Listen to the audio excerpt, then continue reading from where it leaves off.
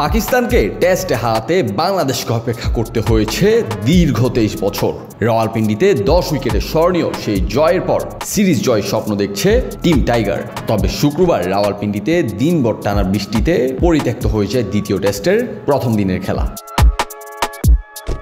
রাওয়ালপিন্ডিতে টেস্টের দ্বিতীয় দিন শুরু হয় রৌদ্রস্নাত সকাল দিয়ে। টসে জিতে বোলিংয়ের সিদ্ধান্ত নেন টাইগার অধিনায়ক নাজমুল হাসান। শুরুটাও হয়েছে দারুণ। ইনিংসের প্রথম ওভারে রানের খাতা খোলার আগেই 14 মাস পর টেস্ট দলে ফেরা তাসকিনের বলে বোল্ড হয়ে সাজ করে ফেরেন আব্দুল্লাহ শফিক।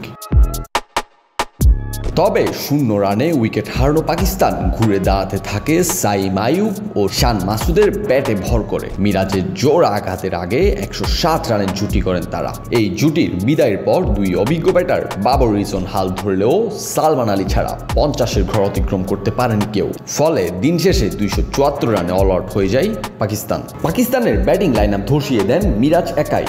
তার ঘূর্ণিতে সাজ ঘরে ফিরেছেন 5 পাক ব্যাটার।